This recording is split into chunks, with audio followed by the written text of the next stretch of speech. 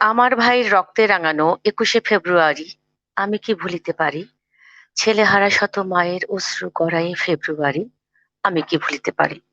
প্রিয় দর্শক শ্রোতা মণ্ডলী, আসসালামু আলাইকুম ও আদাব। আজ 21শে ফেব্রুয়ারি মহান ভাষা দিবস। শ্রদ্ধা ভরে স্মরণ করছি রফিক, শফিক, বরকত, জব্বার সহ সকল ভাষা শহীদদের, যাদের আত্মত্যাগের মাধ্যমে আমাদের আজকের এই মাতৃভাষা বাংলা রাষ্ট্রভাষা হিসেবে স্বীকৃতি পেয়েছে। তাদের আত্মার আমরা মাগফিরাত কামনা করছি। সুপ্রিয় শ্রোতা মণ্ডলী, আপনারা দেখছেন ইউটিউব চ্যানেল দৈনিক মানুষের কল্যাণে প্রতিদিন পত্রিকার আজকের সাংস্কৃতিক অনুষ্ঠান আমি বাংলায় কথা বলি।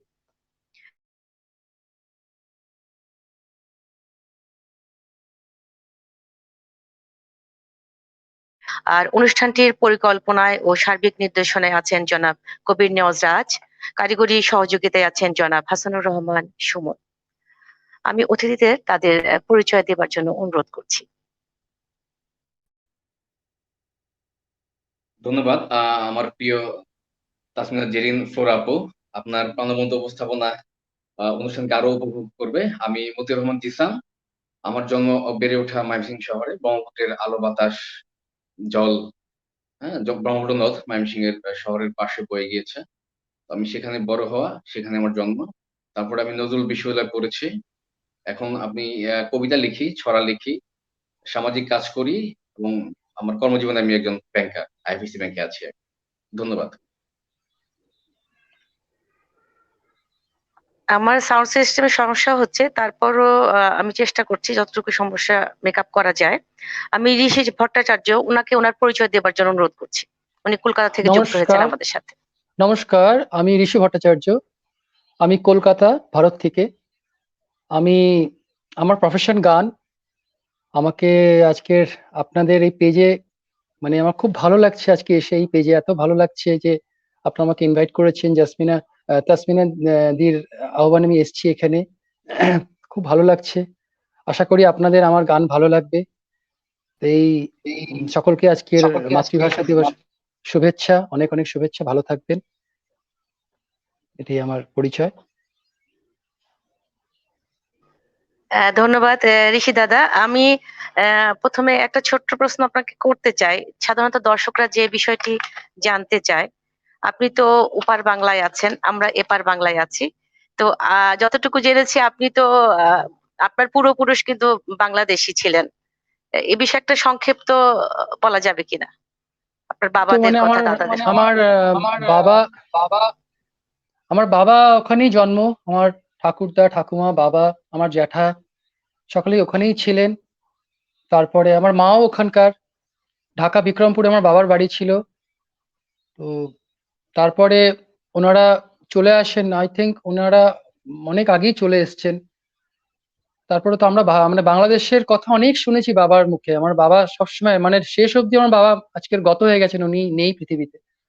তো উনি প্রথম থেকেই শুধু বাংলাদেশ বাংলাদেশ, শেষ অবধি বাংলাদেশ। কখনো বাংলাদেশ যাবি, দেখবি কি সুন্দর, কখনো বাংলাদেশ যাবি।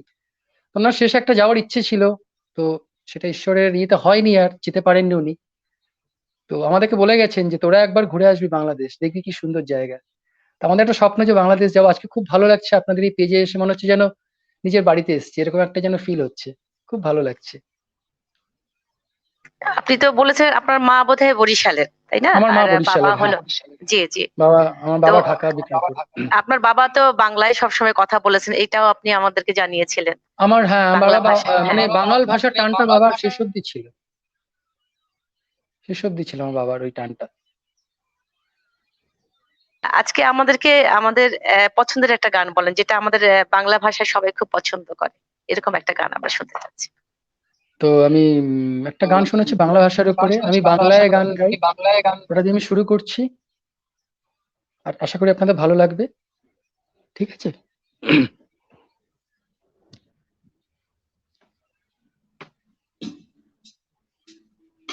একটু একটু দাঁড়া, একটু জয়েন করে নিই।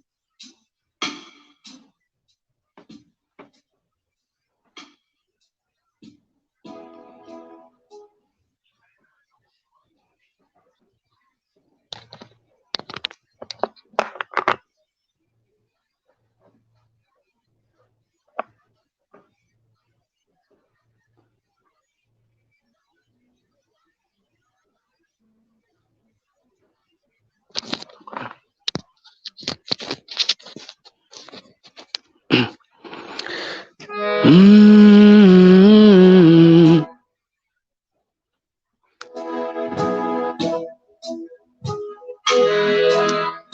উম, উম, উম, উম,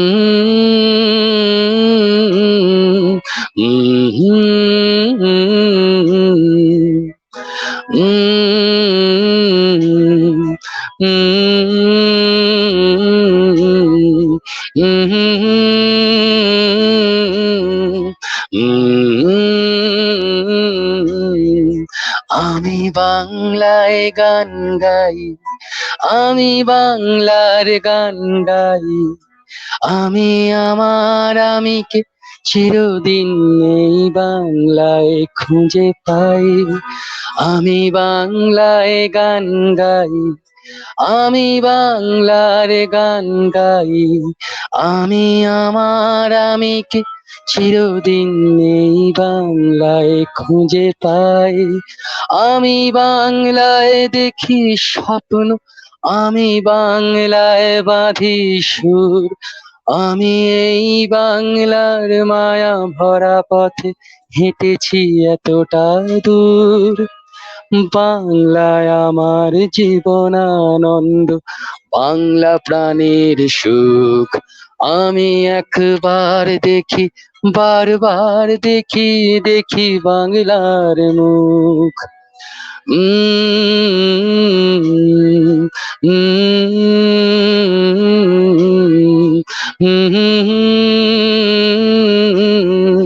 উম, আমি বাংলায় কথা কই, আমি বাংলার কথা কই, আমি বাংলায় ভাসি, বাংলায় হাসি, বাংলায় জেগে রই। আমি বাংলায় মাতি উল্লাসে করি, বাংলায় হাহাকার। আমি সব দেখে শুনে খেপে গিয়ে করি বাংলায় চিৎকার। বাংলা আমার দীপ্ত স্লোগান, ক্ষিপ্ত তীর ধনুক। আমি একবার দেখি, বারবার দেখি, দেখি বাংলার মুখ। আ আ আহা আ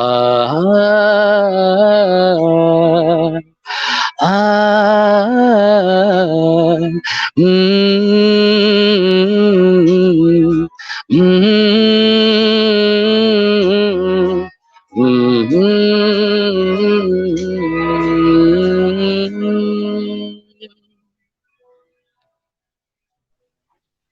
ধন্যবাদ। খুব খুব চমৎকার হয়েছে দাদা আপনার গানটা। আমি চলে যাচ্ছি জিসানের কাছে।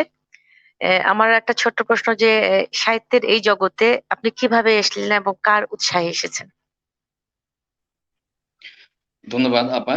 আসলে আমি আহ, জাতীয় কবি কাজী নজরুল ইসলাম বিশ্ববিদ্যালয়ে পড়েছি, তো সেই থেকে নজরুলের যে আপনার বিদ্রোহী কবিতা, তার যে আপনার ওই ধর্মীয় কবিতা, তার যে অনুবাদ, সেখান থেকে আমি প্রেরণা পেয়েছি।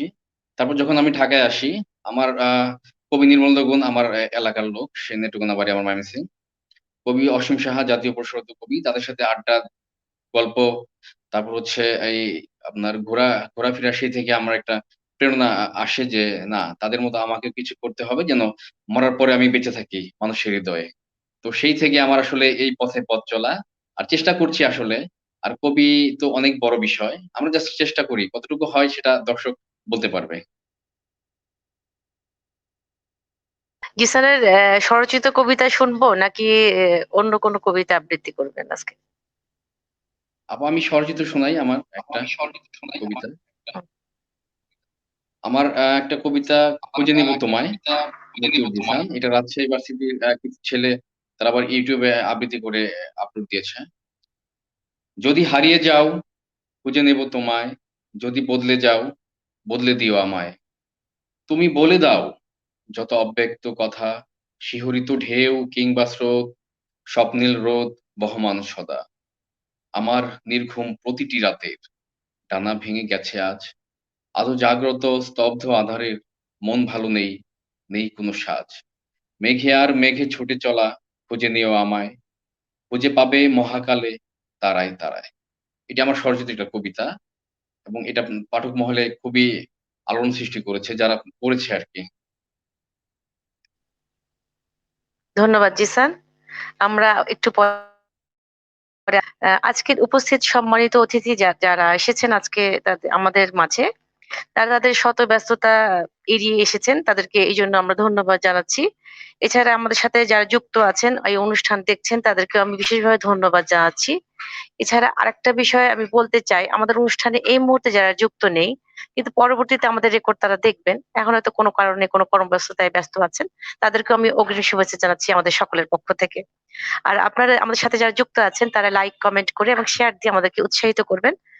আশা করি আপনারা আমাদের অনুষ্ঠানের শেষ মুহূর্ত পর্যন্ত প্রিয় দর্শক শ্রোতা সঙ্গে থাকবেন। আমি চলে যাচ্ছি ঋষি দাদার কাছে। দাদা, আপনি আমাদেরকে বলেন যে এই জগতে আসার পিছনে আপনার কোনো প্রেক্ষাপট আছে কিনা এই সাংস্কৃতিক এই জগতে, এবং কার কাছে আপনি সঙ্গীত শিখেছেন? প্রথম গুরু আমার বাবা, স্বর্গীয় পণ্ডিত শ্রীকান্ত ভট্টাচার্য। তো ওনার আমাদের ফ্যামিলি পুরো প্রথম থেকেই গান। আমার বাবা একজন খুব বড় ক্লাসিক্যাল ভোকালিস্ট ছিলেন, শাস্ত্রীয় সঙ্গীত গায়ক। তো ওনার প্রথম গুরু ছিলেন উস্তাদ আবু দাউদ খান সাহেব। তো সেইভাবেই আমাদের মিউজিকে আসা। তারপরে আমার প্রথম জীবন তবলায় শুরু হয়েছে। তো উনি বিশাল মানে পৃথিবী বিখ্যাত তবলাবাদক ছিলেন পণ্ডিত শ্যামল বসু, উনিও মানে গত হয়েছেন। তারপরে কিভাবে যে গানে চলে এলাম, গানটা টেনে নিয়ে এলো আমাকে নিজের দিকে। তারপরে আমি একজন মানে মানে পেশাদার একজন গায়ক। আমি এখন বিভিন্ন ধরনের অনুষ্ঠান করি, বিভিন্ন জায়গায় গান শেখাই, এটাই আমার এখন পেশা। ধন্যবাদ দাদা। আমরা আপনার কাছে একটা বাংলা গান শুনতে চাচ্ছি। হ্যাঁ, নিশ্চয়ই। আচ্ছা, আমার একটা জিনিস জিজ্ঞেস করার আছে যে আমার গানটা কি ঠিকঠাক সাউন্ড যাচ্ছে উইথ মিউজিক? সাউন্ড যাচ্ছে তো? দাদা, আমার মনে হয় যে আপনি মাইকটা যেটা কাছে নিচ্ছেন একটু গ্যাপে রাখেন না, সামান্য একটু গ্যাপে রাখলে মনে হয় সাউন্ডটা ভালো এটাকে আসবে। এটাকে দূরে রাখবো না? এটাকে এরকম হ্যাঁ, এই সাউন্ড এইটা এরকম হ্যাঁ এই দাদা, ডিসটেন্সে রাখলে? হ্যাঁ হ্যাঁ দাদা, ঠিক আছে। আচ্ছা, ঠিক আছে, ঠিক আছে। স্টার্ট কর।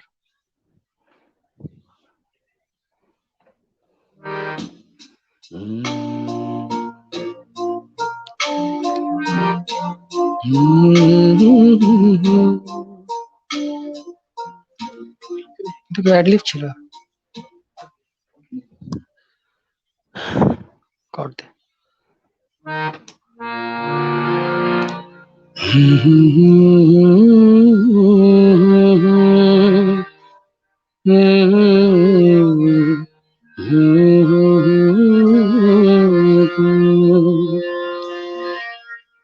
এই বাংলার মাটিতে মাগো জন্ম আমায় দিও, এই বাংলার মাটিতে মাগো জন্ম আমায় দিও, এই বাংলার মাটিতে মাগো জন্ম আমায় দিও, এই আকাশ নদী পাহাড় আমার বড় প্রিয়, এই বাংলার মাটিতে মাগো জন্ম আমায় দিও।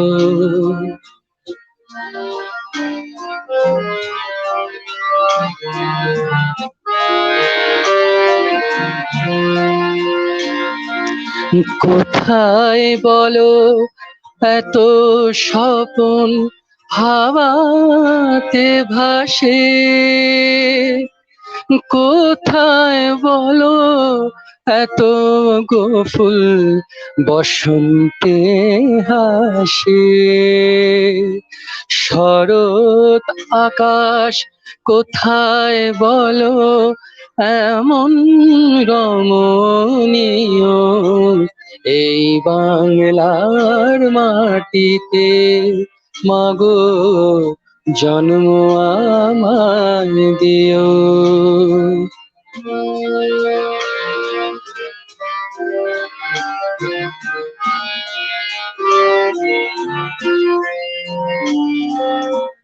বারো মাসে 13 পাবন বলো কোথায় আছে, মেঘের ঘটা দেখে এমন ময়ূর কোথায় নাচে। 12 মাসে 13 পাবন বলো কোথায় আছে, মেঘের ঘটা দেখে এমন ময়ূর কোথায় নাচে। কোথায় বলো এত মায়া ধানের খেতে দোলে, কোথায় বলো আসে শিশু সুখে মায়ের কোলে, কোথায় বলো এত মায়া ধানের খেতে দোলে, কোথায় বলো আসে শিশু সুখে মায়ের কোলে, কোথায় বলো পল্লী বধূ এমন কমনীয় এই বাংলার মাটিতে, মাগো জন্ম আমায় দিও। এই আকাশ নদী পাহাড় আমার বড় প্রিয়, এই বাংলার মাটিতে, মাগো জন্ম আমায় দিও। ধন্যবাদ।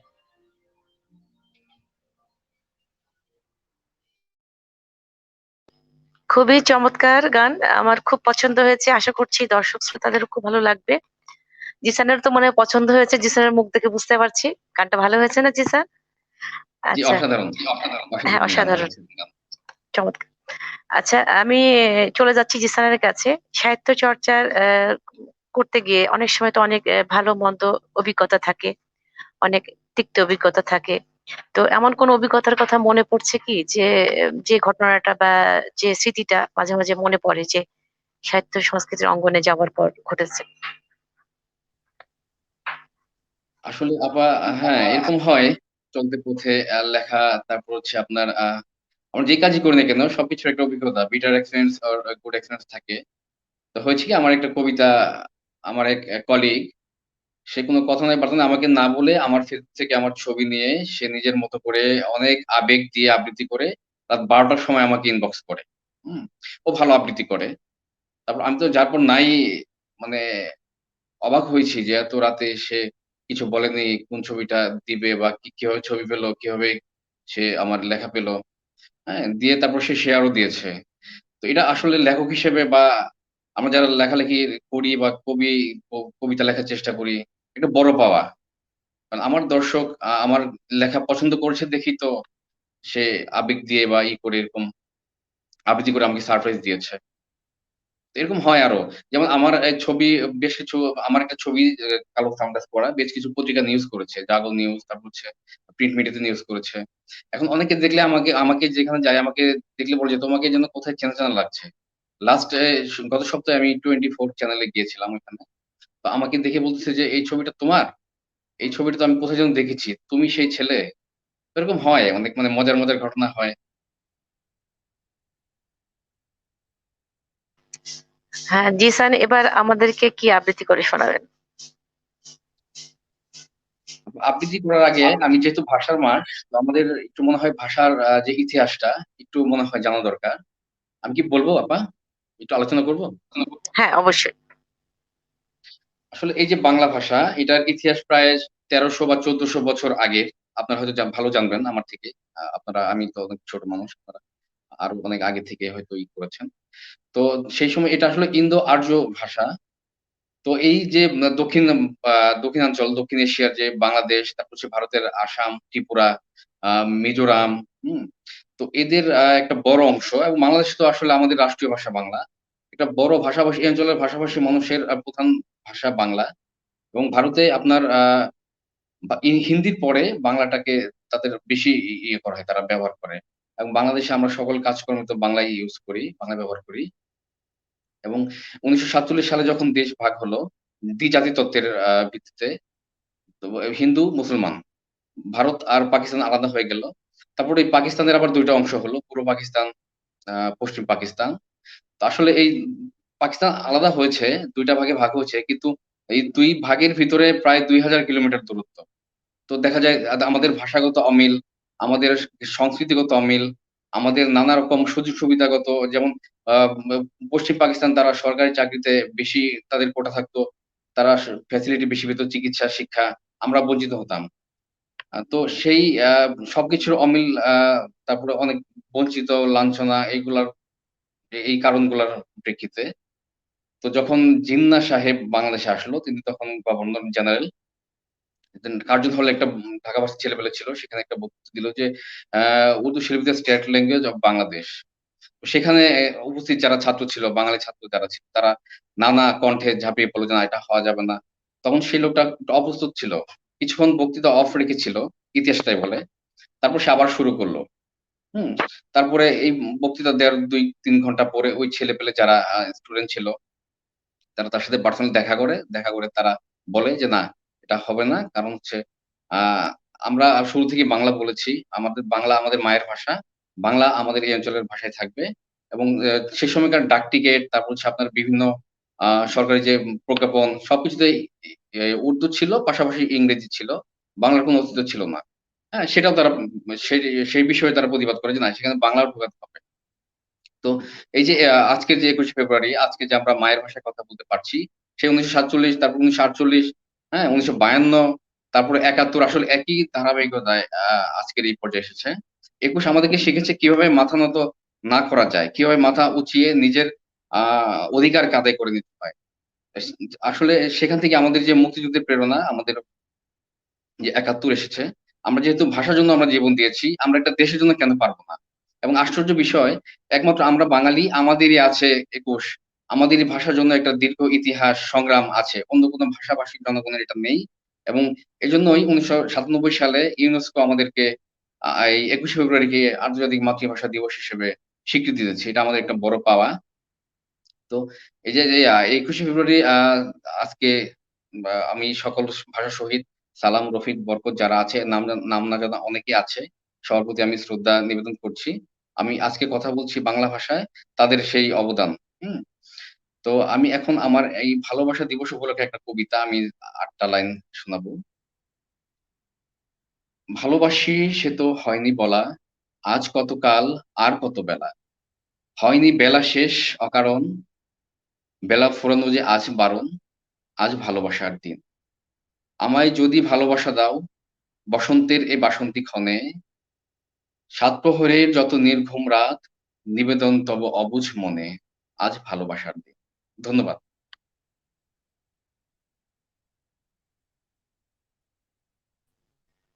ধন্যবাদ জিসান। খুব সুন্দর কবিতা। এটা স্বরচিত না জিসান? স্বরচিত কবিতা। আচ্ছা, চল। ঠিক আছে। আচ্ছা। আমরা দৈনিক মানুষের কল্যাণে প্রতিদিন পত্রিকার কর্তৃপক্ষকে ধন্যবাদ জানাবো, কারণ তারা আমাদেরকে এরকম একটা চমৎকার অনুষ্ঠানে অংশ নেওয়ার সুযোগ করে দিয়েছেন। এছাড়া প্রিয় দর্শক শ্রোতা, আপনারা অনুষ্ঠানের শেষ মুহূর্ত পর্যন্ত আমাদের পাশে থাকবেন এবং আমাদের অতিথিদের কোনো যদি প্রশ্ন থাকে বা কিছু জানার থাকে আপনারা করবেন। আর করোনাকালীন এই সময় আমরা সবাই সবার জন্য দোয়া করব যেন সবাই সুস্থ এবং সুন্দর থাকতে পারে। আমি চলে যাচ্ছি দাদার কাছে। দাদা, আপনি তো সঙ্গীতের জগতের সাথে বহুদিন জড়িত। কতদিন থেকে জড়িত? আর এই যে আপনি সঙ্গীত চর্চা করছেন, এক্ষেত্রে কখনো পারিবারিক বা সামাজিক কোনো বাধার সম্মুখীন হয়েছেন কিনা? এবং এই যে ভার্চুয়াল জগতে আপনি আজকে করছেন, আপনি স্টেজ প্রোগ্রামও করেন বা বিভিন্ন অনুষ্ঠানেও করেন। সেক্ষেত্রে আপনার কাছে কোন জগৎটা বা কোনটা বেশি ভালো লাগার ক্ষেত্র হয়েছে এবং কেন? দুটোর মতন ভালো। আর আর যেটা হচ্ছে আমার মানে আপনার আমার ফ্যামিলি থেকে বা আমার পরিবারের থেকে কখনো কোনো বাধা সৃষ্টি হয়নি। আমাকে তারা সবসময় উৎসাহই দিয়েছে। কারণ আমার বাড়ি হচ্ছে পুরো গানের বাড়ি। আর যেটা বলছেন যে আমার স্টেজের অনুষ্ঠান বা এখন যেটা ভার্চুয়াল করছি আমরা, দুটোই দুরকম খুব ভালো। আমি দুটোই খুব এনজয় করছি। মানে দুটোই খুব একটা আলাদা আলাদা একটা দুটোর জায়গা আছে। যখন স্টেজে করি তখন মানে মানে কিছু সীমিত লোক থাকে। মানে আমি ধরুন একটা জায়গায় করছি, সেই জায়গাকারই লোক। কিন্তু ভার্চুয়াল যেটা আমরা অনুষ্ঠান করি, লাইভ যেগুলো করি আমরা, সেগুলোতে কি হয়, আপনি যেরকম আমাকে ঢাকা থেকে দেখতে পাচ্ছেন, মানে আমাকে আপনি ওখান থেকে বসে দেখতে পাচ্ছেন, আপনার এটা আমার কত ভালো লাগছে। আমি আপনাকে এখান থেকে বসে দেখতে পাচ্ছি। মানে এর কোনো লিমিটেশন নেই। আমরা যেখান থেকে ইচ্ছা, আমরা সে লন্ডন থাক, অস্ট্রেলিয়া থাক, আমেরিকায় থাক, আমাদের বাংলাদেশে থাক, যেখানেই থাক না কেন, আমরা সব নিজেদের মধ্যে মনে হচ্ছে যেন একই জায়গায় আমরা যেন বসে আছি, আড্ডা দিচ্ছি, গানের একটা আসর বসছে, আমরা আড্ডা দিচ্ছি। তো সেই জিনিসটা লাইভের আমার খুব, আমি ব্যাপারটাকে খুব উপভোগ করি এই জিনিসটাকে। তো দুটোর মতন।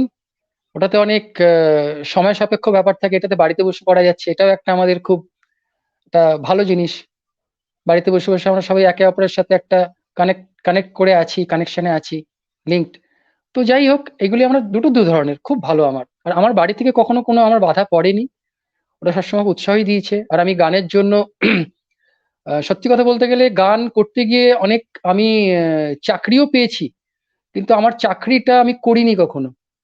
তাই বলে যে আমার পরিবার যে কখনো বলেছে না গান গাইতে গেলে, গান গাইলে চলবে না, চাকরিই করতে হবে, কখনো নয়। আমার বড়দা সবসময় আমাকে, আমার বাবা মারা যাওয়ার পরে বাবা আমার মানে বড়দাই আমার ওই জায়গাটা নিয়েছেন। তো সবসময় আমাকে সাপোর্ট করে, না গান যখন তুমি গাইছো গানেই কিছু করবে, তোমার দরকার নেই চাকরি করবে। তখন আমি, আমার প্রফেশন গান, আমি স্টেজ শো করি, আহ, আমি মানে গান শেখাই, কিন্তু কখনো চাকরির কথার জন্য আমাকে প্রেশার দেওয়া হয়নি বাড়ির থেকে। সবসময় তারা আমাকে সাপোর্ট করেছে সবকিছুতে।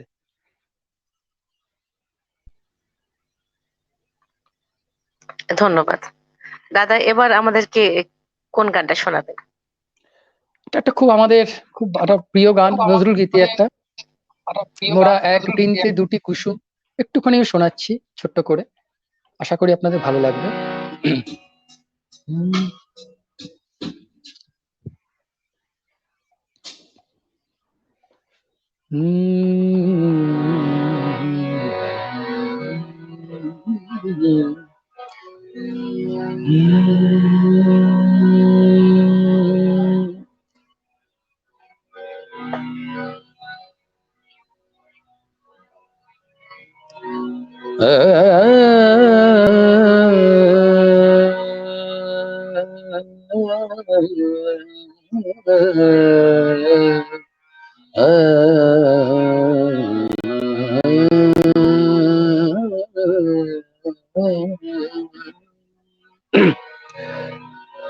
মোরা একে বৃন্তে দুটি কুসুম, হিন্দু মুসলমান। মোরা একে বৃন্তে দুটি কুসুম, হিন্দু মুসলমান। মুসলিম তার নয়ন মনি, হিন্দু তাহার প্রাণ। হিন্দু মুসলমান মোরা একই বৃন্তে দুটি কুসুম, হিন্দু মুসলমান।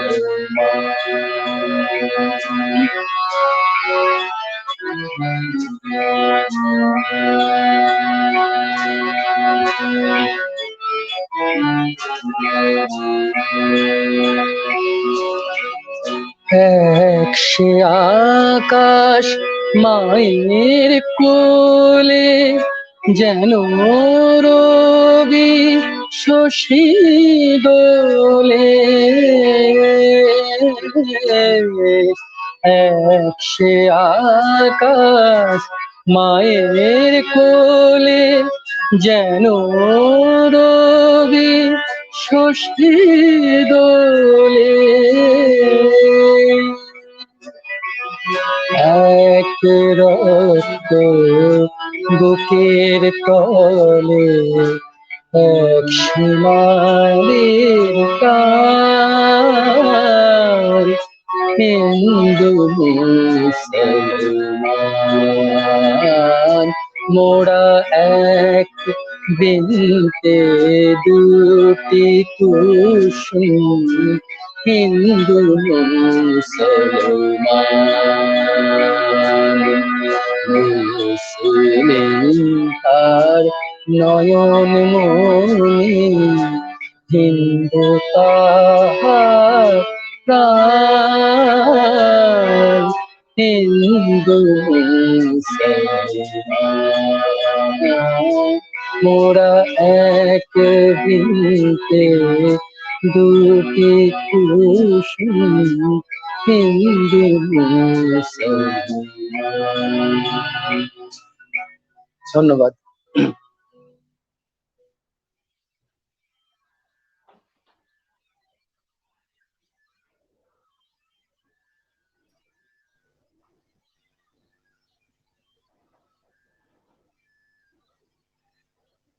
ধন্যবাদ।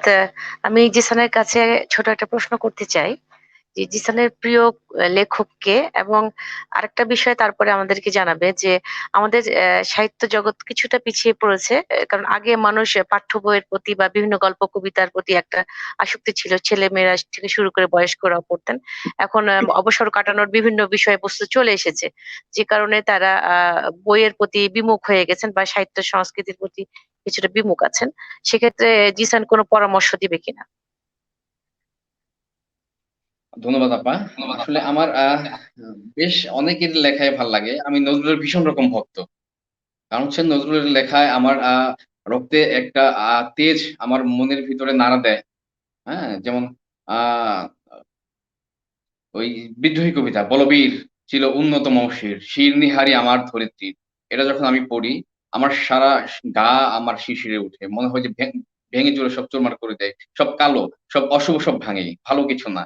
হ্যাঁ? রবীন্দ্রনাথের লেখা আমার খুব ভাল লাগে ভীষণ।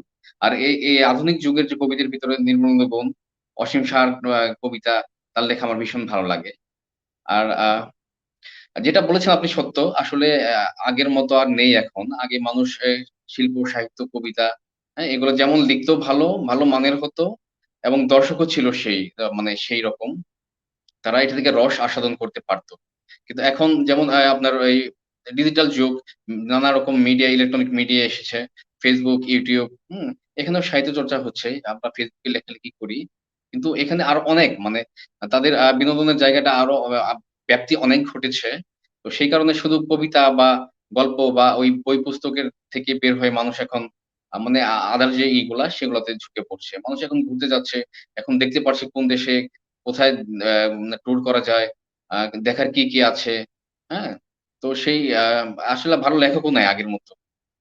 আগে যে আর সবচেয়ে বড় কথা যে রবীন্দ্রনাথ, নজরুল, তারপর হচ্ছে আমাদের শরৎচন্দ্র, সেই সময়কার যে সাহিত্য সংগীত রচিত হয়েছে, সেটা ছিল স্বর্ণযুগ, সোনালী যুগ। যেমন আমাদের গানের যদি বলি হৈমন্তী শুক্লা, তারপর হচ্ছে আমাদের মান্না দে, তারপরে বাপ্পি লাহিড়ী, হ্যাঁ? তো তাদের যুগটা ছিল স্বর্ণযুগ। যত ভালো, ভালো কাজ ওই সময়টায় হয়ে গিয়েছে। তো এখন আমরা চেষ্টা করছি আমাদের মতো, আমাদের কবিরা চেষ্টা করছেন। জানি না কতটুকু দিতে পারছি বা দর্শকের কতটা ভালো লেগেছে। তো চেষ্টা করতে তো আসলে ক্ষতি নেই। তাই না? তো ধন্যবাদ জিসান, আমাদেরকে একটা আবৃত্তি শোনান। জি আপা, আমি আমার আরেকটা মানে আমার আরেকটা বই থেকে আমি আবৃত্তি শোনাচ্ছি। যদি ভালো না বাসি, যেহেতু এই কিছুদিন আগে ভালোবাসা দিবস গিয়েছে, আমি ভালোবাসার কবিতাগুলা বেশি পড়ছি। মতিউর জিসান, যদি ভালো না বাসি। দীর্ঘ রজনী বৃথা কেটে যায়, চাঁদ যদি সেটা না হাসে। গভীর নিশীথ ব্যর্থ হয়, তারারা যদি না ভাসে। ফুলেরা বৃথা ঝরে পড়ে, ভ্রমর যদি না বসে, প্রভাত ফেরিয়েও স্তব্ধ হয়, সূর্য যদি না আসে।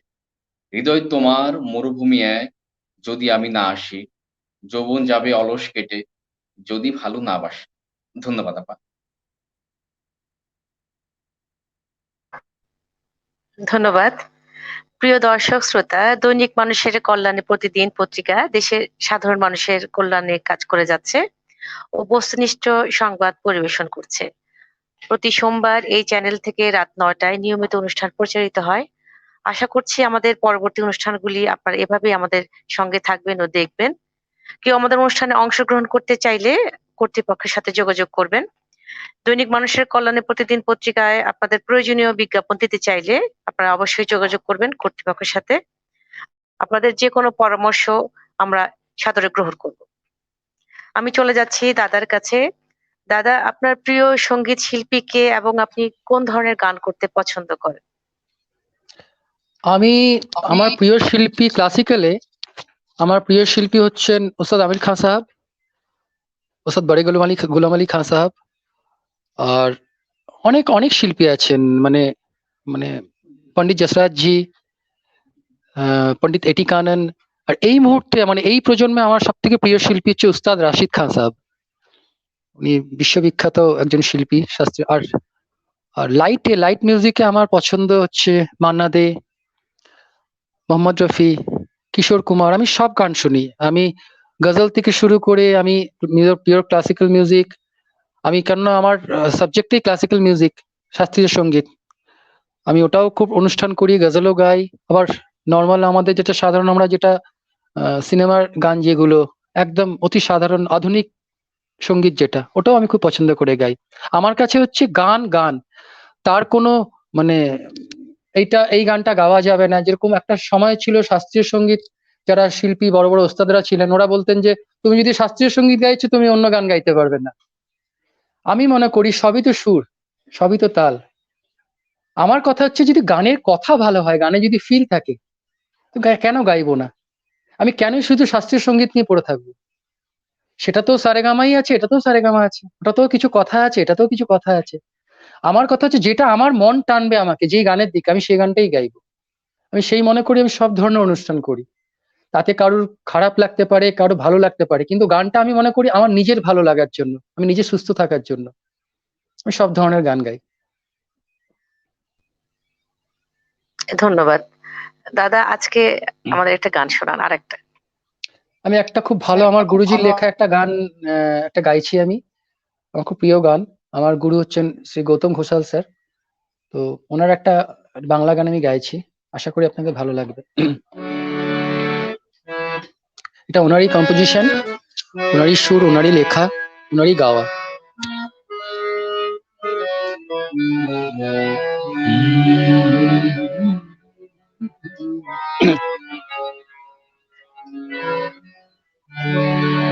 আচ্ছা, একটা জিনিস, সাউন্ড আমার কি মিউজিকের সাউন্ডটা ক্লিয়ার যাচ্ছে? একটু আমাকে একজন বললেন যে মিউজিকের সাউন্ডটা নাকি আমার কি হারমোনিয়ামের সাউন্ডটা দাদা পরিষ্কার একটু আসছে? আপনার হ্যাঁ, একটু আপনি শুধু আপনার মুখের মাইকটা একটু দূরত্বে রাখবেন, এই অল্প একটু আচ্ছা দূরত্বে রাখলেই হবে। আচ্ছা আচ্ছা, ঠিক আছে।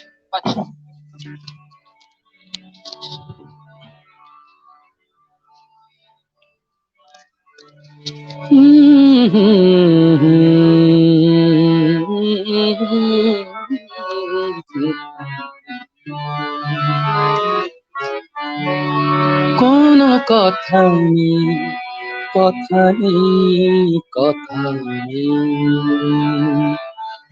কোন কথা নেই, কথা নেই, কথা নেই, বলার মতো, বলার মতো সব কথা শেষ, পুড়ে ছাই হয়ে গেছে তাই, শব্দ নেই, কোনো কথা নেই, কথা নেই, কথা নেই।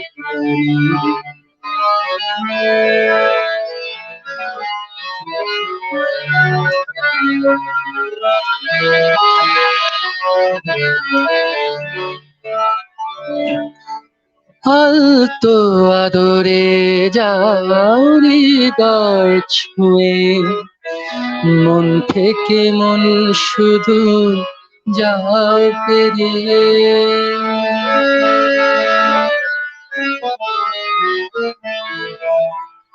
আলতো আদরে যাও হৃদয় ছুঁয়ে, মন থেকে মন শুধু যাও পেরিয়ে। এভাবে ভালোবাসা খুঁজে পাঠার ভাষা আর কিছু প্রয়োজন নেই, কোনো কথা নেই, কথা নেই, কথা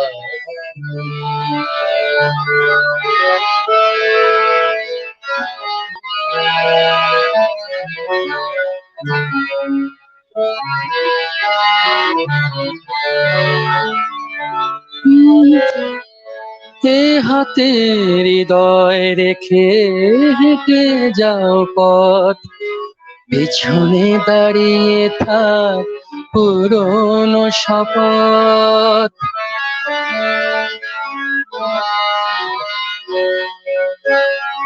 এ হাতে হৃদয় রেখে হেঁটে যাও পথ, পিছনে দাঁড়িয়ে থাক পুরনো শপথ। মুখরতা ফিরে যাক, শান্ত ছায়ারা থাক, আর কিছু নেই প্রয়োজন নেই, কোনো কথা নেই, কথা নেই, কথা বলার মতো, বলার মতো। সব কথা শেষ করে ছাই হয়ে গেছে তাই, সব কোনো কথা নেই, কথা নেই, কথা নেই। ধন্যবাদ।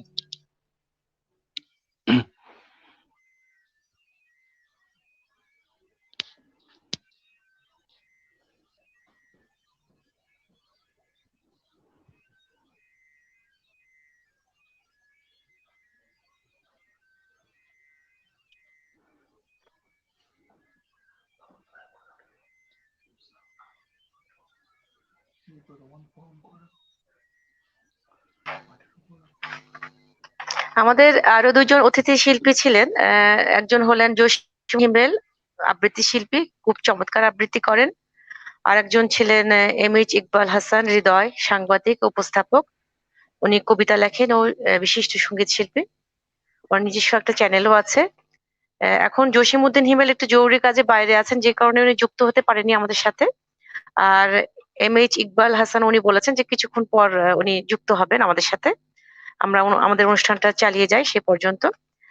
আমার ছোট্ট একটা প্রশ্ন আছে আহ, আমাদের জিসানের কাছে। জিসান, আমাদের যে নতুন যে কবি সাহিত্যিক যারা আসছেন, যারা জড়িত হচ্ছেন, তাদের কি পরামর্শ দেওয়া যায়? এক্ষেত্রে আপনার অভিজ্ঞতা কি বলে? আসলে যারা নতুন লিখতে চাচ্ছেন বা লেখালেখি যাদের ভালো লাগে, তাদেরকে বলবো প্রচুর পড়াশোনা করতে হবে। আমাদের প্রাচীন যুগ, মধ্যযুগ, আধুনিক যুগ, এই সময়কার বিভিন্ন লেখক, বিভিন্ন কবি যারা ছিলেন তাদের লেখা প্রচুর পড়তে হবে। তাদের ভাষাগুলো বুঝতে হবে। আসলে কবিতার একটা লাইন একটা গল্প থেকে অনেক গভীরতা ধারণ করে। হ্যাঁ? একটা গল্পের পুরোটা গল্প দিয়ে যা বোঝানো হয় কবিতার একটা লাইনে কিন্তু অনেক সময় তা বোঝানো হয় বা তার থেকে বেশি বোঝানো যায়। আমাদের সেটা অনুধাবন করতে হবে। পড়াশোনার বিকল্প নেই। আমাদের ভাষাগত দক্ষতা একটু অর্জন করতে হবে। গতানুগতিক যে ভাষা এগুলা যদি কম ইউজ করা যায়, কম ব্যবহার করা যায় সেটা ভালো। আ তো একই ভাষার আমরা যেগুলো প্রচলিত ভাষা সবাই জানে যে এটাই হবে। বাট যেমন নজরুল তার একটা লেখায় সে বলেছে, "আজ টগবগিয়ে খুন কাঁপে।" হ্যাঁ? তো খুন ২ টা ভাষা ২ টা ভাবেই মানে ২ অর্থেই ব্যবহার করা হয়। একটা হচ্ছে খুন মেরে ফেলা হিসেবে, আরেকটা হচ্ছে রক্ত। হ্যাঁ? তো রবীন্দ্রনাথ এটা নজরুলের এই গুণ যখন সে ইউজ করে, রবীন্দ্রনাথ বলেছিলেন, "না তুমি এই কেমন যেন একটা ভয়ংকর ভাষা তুমি এখানে ইউজ করলে, এটা আসলে ঠিক হয়নি।" তখন বলবো যে আমি এটা রক্ত হিসেবে ইউজ করেছি, না আমার ওই খুন বা মেরে ফেলা ওই হিসেবে না। তো এই ধরনের কিছু ভাষা আনতে হবে।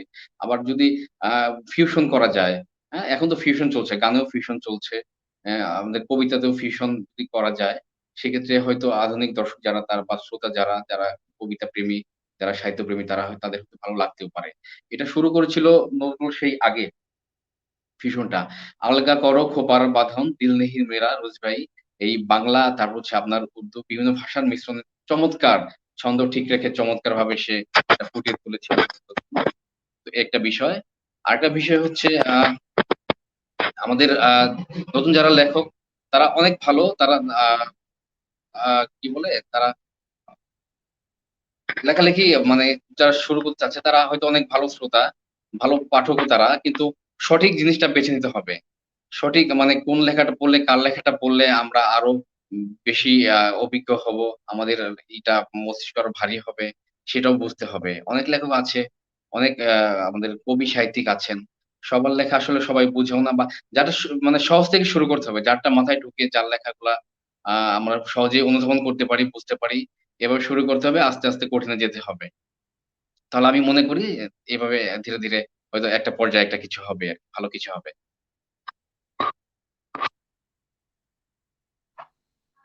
এটা আচ্ছা আমরা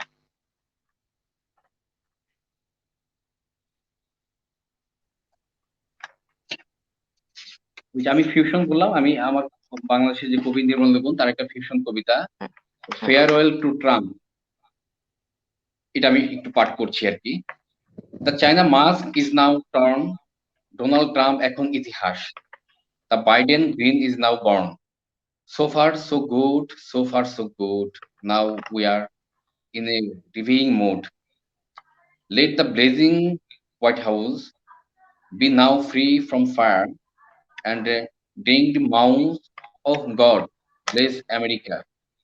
পুণ্যবতী হোক Europe, Asia O Africa. Oh God, save the planet from COVID pandemic. If Joe Biden trusts me at all, I will make this foolish call. No more bomb we need. What we need is food. What we need is peace. America, stop your greed. মুরলীপনা মুরলীপনা আর করুণা, be a friend not a master. এটা ছিল fusion type. এটা বাংলা ইংলিশের মিশ্রণে তার একটা কবিতা। এটা শতাব্দীর পংক্তিমালা বই গত বইমেলায় বেরিয়েছে কবি নির্মল গুণের। ধন্যবাদ আপনার। আমরা চলে যাচ্ছি দাদার কাছে। দাদা, আপনি আপনার গানের গুরু কে ছিলেন এবং আপনার গানের জগতে গিয়ে কোনো বিশেষ কোনো অভিজ্ঞতা মনে পড়ে কিনা যেটা আপনার মাঝে মাঝে রোমাঞ্চিত করে? আপনার গানের জগতে গিয়ে কোনো বিশেষ কোনো অভিজ্ঞতা মনে পড়ে আমার কিনা যেটা আপনার মাঝে গানে মাঝে আমার রোমাঞ্চিত করে? একটু আসতে পারো ওটা। গানের জগতে গিয়ে কোনো বিশেষ কোনো অভিজ্ঞতা মনে পড়ে? আমার গানের গুরু হচ্ছেন, প্রথম গুরু আমার বাবা, স্বর্গীয় পণ্ডিত শ্রীকান্ত ভট্টাচার্য। উনি গত হওয়ার পরে আমি শিখেছি শ্রী দিলীপ দাস মহাশয়ের কাছে। আর এই মুহূর্তে আমি শিক্ষা গ্রহণ করছি খুব একজন কিংবদন্তি শিল্পী, খুব গুণী মানুষ, খুব ভালো মানুষ, আমার গুরু শ্রী গৌতম ঘোষাল স্যার। তো আমি শিখছি এখন। আর গানের অভিজ্ঞতা বলতে বিভিন্ন জায়গার অনেক অনেক অভিজ্ঞতা আছে। আমি একটা আমাদের মুম্বাই বলে একটা জায়গা আছে, আপনারা জানেন। মুম্বাইতে একটা অনুষ্ঠানে আমি অনুষ্ঠান করছি ঠিক শেষ দিকে, স্টেজ শো পুজোর সময় কিছু অডিয়েন্স ছিল যারা ডান্স, একদম লাস্টে কিছু খুব ফাস্ট কিছু আইটেম ছিল, গান গাইতে গাইতে আমি একটু স্টেজের দিকে এগিয়ে চলে এসেছি। তো তারাও স্টেজে চলে এসছে। এমন নাচ হয়েছে আমি মাঝখানে পড়ে গিয়ে আমার চশমাটাই ভেঙে দিয়েছে, আর চশমা খুঁজে পাইনি আমি আর। তো এরকম একটা একটা অভিজ্ঞতা। তারপরে একটা ঘটনা ঘটেছে, আমি তারপরে অনেক টিভি অনুষ্ঠান করেছি, বিভিন্ন অনেক বন্ধু হয়েছে।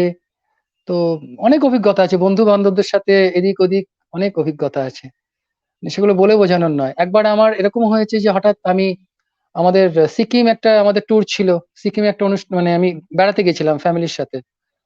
হঠাৎ করে আমার ফোন এলো, ঠিক আমাদের 7 দিন না 8 দিনের ট্যুর ছিল।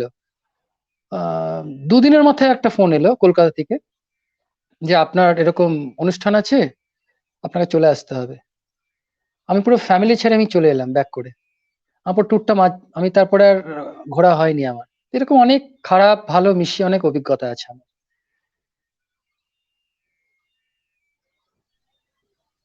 আপনার পছন্দের একটা গান আমাদের শোনান। একটা আমার গুরুজির একটা গান আমি শোনাচ্ছি। হুম, আমি শ্রী গৌতম ঘোষাল স্যারের একটা গান শোনাচ্ছি, আমি আশা করি ভালো লাগবে আপনাদের।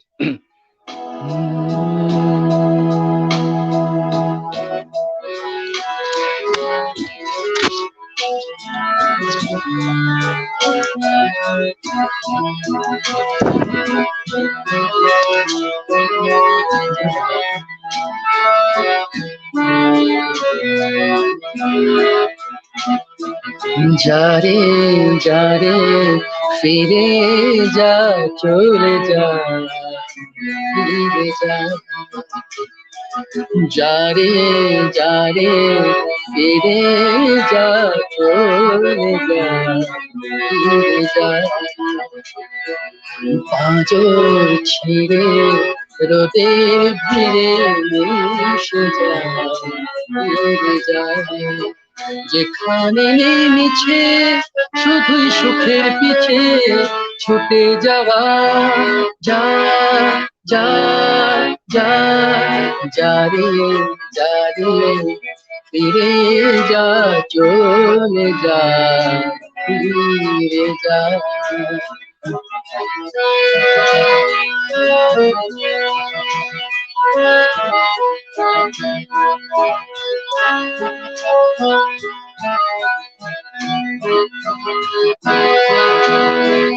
যারে যা বন্দি বাতাস, খুঁজে নে তোর মুক্ত আকাশ, যারে যা বন্দি বাতাস, খুঁজে নে তোর মুক্ত আকাশ, শুধু মরুভূমি পড়ে থাক পেছনে, মেঘের দেশে দেশে যা, যারে যারে ফিরে যা, চলে যা, ফিরে যা।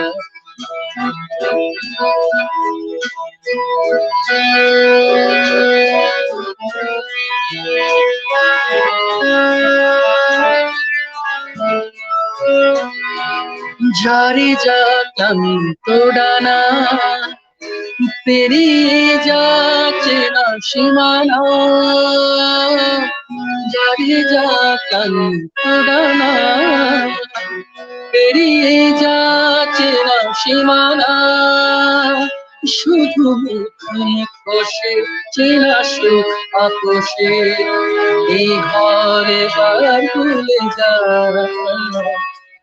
যারে যারে ফিরে যা, চলে যা, ফিরে যা, পাঁজর ছিঁড়ে রোদের ভিড়ে মিশে যা, ফিরে যা, যেখানে নেই মিছে শুধু সুখের পিছে ছুটে যাওয়া, যা যা যা, যারে যারে ফিরে যা, চলে যা, ফিরে যা, চলে যা, ফিরে যা, চলে যা,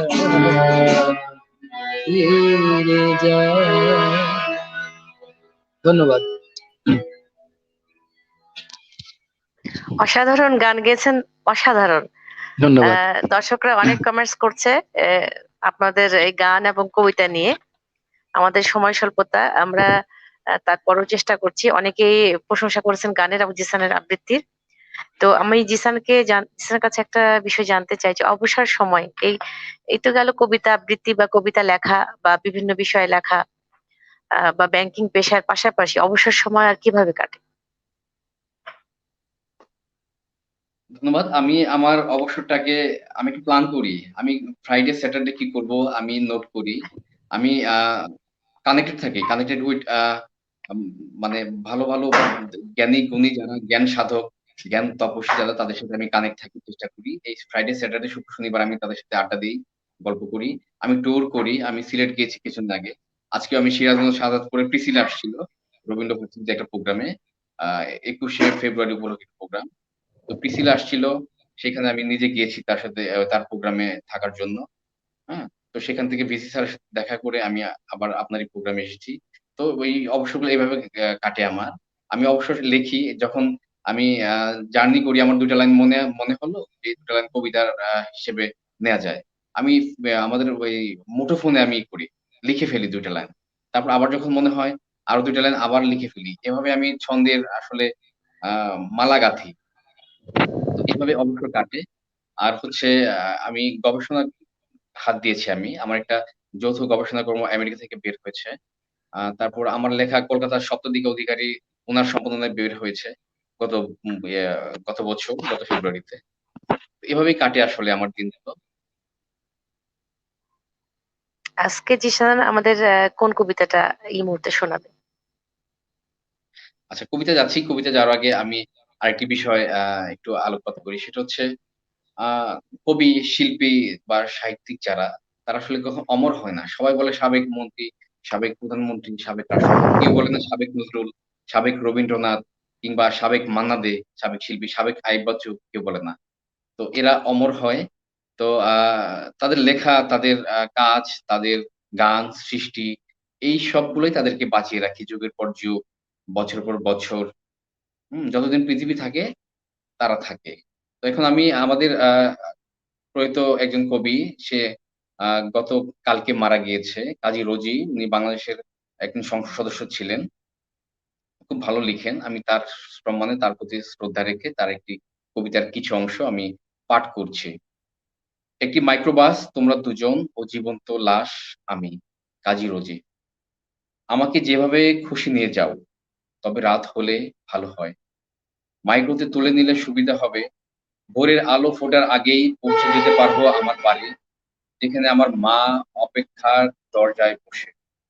তোমরা যে দুজন আমাকে নিয়ে চলেছ, কোনো কথা বলছো না কেন? তবু বাতাস, মিশে মিশে কালো অন্ধকার, দীর্ঘ পথের নাগাল ছুঁয়ে ছুঁয়ে ছুটে চলেছে দূরের পথে। সাদা মাইক্রোবাস প্রচন্ড গতিবেগে ছুটে চলেছে। তোমরা কথা বলছো না কেন? বন্ধু কাজল, তুমি কথা বলো। মিতাকে জানাও সব। ওর প্রয়োজন জানা। শত্রুর বাংকারে কিভাবে ছিলাম মিশে আমরা দুজন। এই বুকে মাইন, জেলে কত রাত কাটিয়েছি, কত পথ দিয়েছি পাড়ি। বারুদ বিস্ফোরণে কত ব্রিজ ধ্বংস করে। কতদিন গিয়েছে চলে বুলেট বিদ্ধ করে কত হানাদার। আমি মেরেছি তখন, খেয়েছি ডোবার জল, বেতস বনের ফল আর করেছি আঘাত এই প্রতিপক্ষের পানে। এসব জানাও মিতাকে। কিভাবে যুদ্ধ করেছি হৃদয়ের সবটুকু সাহস নিয়ে, উদ্ধত সঙ্গীনটাকে উড়িয়ে কিভাবে রক্ত ঝরিয়েছি। সরাসরি বুকটাকে এগিয়ে দিয়ে এসব জানাও মিতাকে। ওর জানা প্রয়োজন। মুক্তিযোদ্ধা বেশে ওই তো আমায় হেসে হেসে পাঠিয়েছিল রণাঙ্গনে। ও জানুক, ওর সেই প্রার্থিত পুরুষ আজ বিজয়ী। শহীদ হয়ে পেরেছে বাংলাদেশ, স্বাধীন বাংলাদেশ। মিতা সাহসে বুক বাঁধে। আগামীর দিনগুলো ঋজুতায় ভরে দাও। আমি আছি তোমাদের দুজনের মাঝে প্রতীকী সাহস। আমি দেখলাম, স্পষ্ট দেখলাম, আমার গায়ে একটি পোকাও উড়ে এসে বসতে পারে। দুজনেই সচকিত তোমরা। একটি পোকা এসে বসতেই তাকে তাড়িয়ে দিলে। দুজনেই একসাথে। দুটি হাত এক হয়ে জীবন পেল। আমি যেন জীবন্ত শহীদ সেনা। স্বাধীনতার ফসল। ভালো লাগলো আমার কাছে। ধন্যবাদ। ধন্যবাদ। খুব একটা কবিতা শুনলাম। আমরা অনুষ্ঠানের শেষ প্রান্তে চলে এসেছি। আমরা দাদার একটা গান শুনতে চাই। অনেক দর্শক শ্রোতা আবেদন করেছেন। তার আগে দাদা আমাদের একটা বিষয় বলেন যে এই গানের জগতে তরুণরা যে এসেছে, যারা নতুন এসেছে, তাদেরকে আপনি কি ধরনের পরামর্শ দিতে চান? পরামর্শ, আমি নিজেই খুব একজন খুব ছোট একজন শিল্পী, সেরকম কিছু নয়। তো আমি একটা পরামর্শ দেবো, যেটা আমার অভিজ্ঞতা থেকে বলছি। যেই এসো, খুব ভালো করে শিক্ষা নিয়ে এসো। কারণ হয়তো আমরা খুব গড গিফটেড, একটা ভগবান প্রদত্ত একটা আওয়াজ হয়, একটা প্রতিভা হয়, কিন্তু সেটা কিন্তু খুব বেশি দিন টানা যায় না। তার পিছনে যদি আমরা শিক্ষা না থাকে আমাদের, আর যদি তার পিছনে আমাদের যদি চেষ্টা না থাকে, বা শিক্ষা চেষ্টা অনেক কিছু নিয়ে আমাদের প্র্যাকটিস, তো এইগুলো আমাদের খুব দরকার। হয়তো কিছুদিন আমরা খুব একটা নাম হবে, যশ হবে, কিন্তু একদিন এরকম মনে হবে যে আরো শিখতে পারলে অনেক উপরে যেতে পারতাম। শিক্ষাটা খুব দরকার। আর শিক্ষাটা হচ্ছে, যদি শিক্ষায় গ্রহণ করতে হয় শাস্ত্রীয় সঙ্গীত। শাস্ত্রীয় সঙ্গীত একটা এমন, ওটা আমি মনে করি ব্যাকরণ। ওটা যদি আমার জানা থাকে, আমি যে কোনো জিনিস গাইতে পারি, মানে মিউজিকের কোনো দিক থেকে আমি বঞ্চিত থাকবো না। যেহেতু আমি যেহেতু নিজের অভিজ্ঞতা থেকেই বলছি, আমি শাস্ত্রীয় সঙ্গীত একজন শিল্পী। যেহেতু শাস্ত্রীয় সঙ্গীতটা শিখেছি বলে আমি সব ধরনের গানই গাইতে পারি, চেষ্টা করি গাওয়ার। এটা যদি শুধু একটা গান আমি যদি আধুনিক শিখতাম, তাহলে হয়তো শাস্ত্রীয় সঙ্গীতটা গাইতে পারতাম না। তাই জন্য শাস্ত্রীয় সঙ্গীত রেখে ওটা সঙ্গে সবসময় থাকবে। আর শিক্ষাটা খুব ভালো করে গ্রহণ করতে হবে, শেখার ইচ্ছাটা যেন থাকতে হবে, যেন নিজের মধ্যে যেন 2টো অনুষ্ঠান করলাম, 5টা অনুষ্ঠান করলাম, নিজের মধ্যে একটা ভাব চলে এলাম আমি তখন বিশাল একটা মাতব্বর কেউ হয়ে গেছি, পণ্ডিত, তো উস্তাদ হয়ে গেছি। এই জিনিসটা যেন না হয়। চিরজীবন যেন আমি একটা শিষ্য, আমি স্টুডেন্ট একটা, আর কিচ্ছু নয়। শুধু শিখে যেতে হবে, যতটা পারবো আরো শিক্ষা, আরো শিক্ষা, যতটা পারবো শিখে যাওয়া। আর এই মুহূর্তে আমার যেটা খুব খারাপ লাগে, টিভি অনুষ্ঠানে দেখি, আমি কিছু টিভি অনুষ্ঠানে হঠাৎ হঠাৎ কিছু মানে মানে যারা গান গাইতে আসেন, তারা যারা বিচারক যারা থাকে, বিশাল বিশাল কথা, কাউকে কাউকে লতার সাথে তুলনা করে দিচ্ছে, কাউকে মোহাম্মদ রফির সাথে তুলনা করে দিচ্ছে। এই জিনিসগুলো বন্ধ হওয়া দরকার। তারা তারাই ছিলেন, তারা অদ্বিতীয়, এটা মাথায় রাখতে হবে। আমরা কারোর সাথেই তুলনা করে দিতে পারি না তাদেরকে। তারা ভগবানের জায়গায় চলে গেছে। তো এই জিনিসটা বন্ধ করতে হবে। ওই তাদের টিআরপি বাড়ানোর জন্য, টিভির অনুষ্ঠানে টিআরপি বাড়ানোর জন্য তারা কাউকেও কিছু একটা মন্তব্য করে দিচ্ছে। এটা বন্ধ হওয়া উচিত। একদম যেটা পরিষ্কার, যেটা একটা জিনিস ভালো কিছু তুলে আনতে গেলে যেটা দরকার, সেটা হচ্ছে শিক্ষা। শিক্ষা ছাড়া কিছু নয়। আর সেটা হচ্ছে শাস্ত্রীয় সঙ্গীত। ধন্যবাদ দাদা। আপনার একটা গান দিয়ে আমরা অনুষ্ঠান শেষ করব। হুম, দাদা আপনি একটা আচ্ছা আমাদের শেষ গান শোনান। আচ্ছা, নিশ্চয় নিশ্চয়। শেষ গানে আমি একটা লতাজির গান গাইছি। উনি জাস্ট 1 সপ্তাহ হলো আমাদের ছেড়ে চলে গেছেন। আমাদের এটা মেনে নেওয়ার মতন জিনিসই নয়।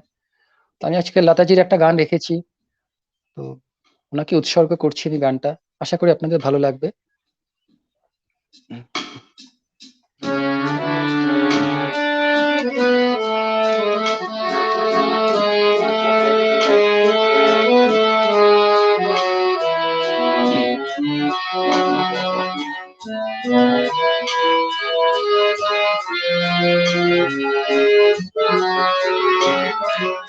আজ নয় গুনগুন গুঞ্জন থেমে, চাঁদ ফুল জোছনার গানার নয়, তবু প্রিয়ময়ী পৃথিবী আজ নয় গুঞ্জন থেমে, চাঁদ ফুল জোছনার গানার নয়,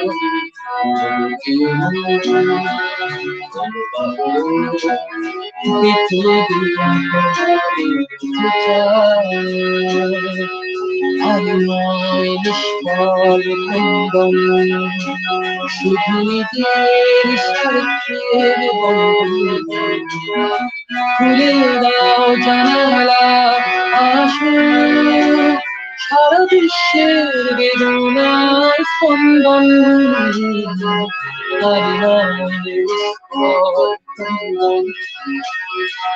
নিজের স্বার্থের বন্ধন, খুলে দাও জানালা, আসুন সারা বিশ্বের বেদনার স্পন্দন, ধরণীর চন্দন পিতাতার মাথা করে নাও, করে নাও, করে নাও, আজ নয় গুঞ্জন থেমে।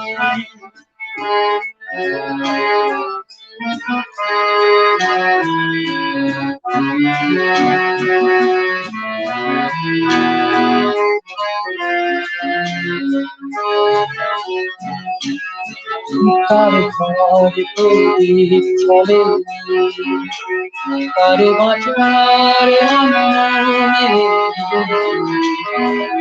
কার আশ্রয় ভরসায় দিন কাটে ভাগ্যের ভরসা, কার ঘরে প্রদীপ চলে, কার বাঁচার কারণে আশ্রয় ভরসায় দিন কাটে ভক্তের ভরসায়, দুনিয়া তাদের কাঁধে আজ তার ভার তুলে না, তুলে না, তুলে না। আজ নয় গুঞ্জন প্রেমে চাঁদ সূর্য ছোঁয়ার গামার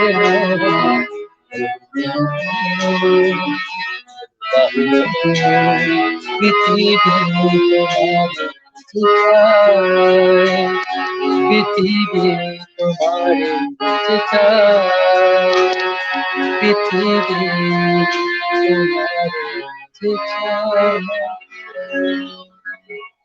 ধন্যবাদ। ধন্যবাদ। খুব অসাধারণ একটা গান শুনলাম আমরা। আমরা অনুষ্ঠানের শেষ প্রান্তে চলে এসেছি। দর্শক শ্রোতাবৃন্দ, আপনাদেরকে আমি আবার ধন্যবাদ জানাচ্ছি। এখন করোনাকালীন সময় আমরা সামাজিক দূরত্ব বজায় রাখবো, প্রয়োজন ছাড়া ঘরের বাইরে যাব না, নিয়মিত সাবান দিয়ে হাত ধোবো এবং মাস্ক ব্যবহার করব। আমরা নিজেরা সচেতন থাকবো, অন্যদেরকে সচেতন রাখবো। সবাই ভালো থাকবেন, সুন্দর থাকবেন। আল্লাহ হাফেজ।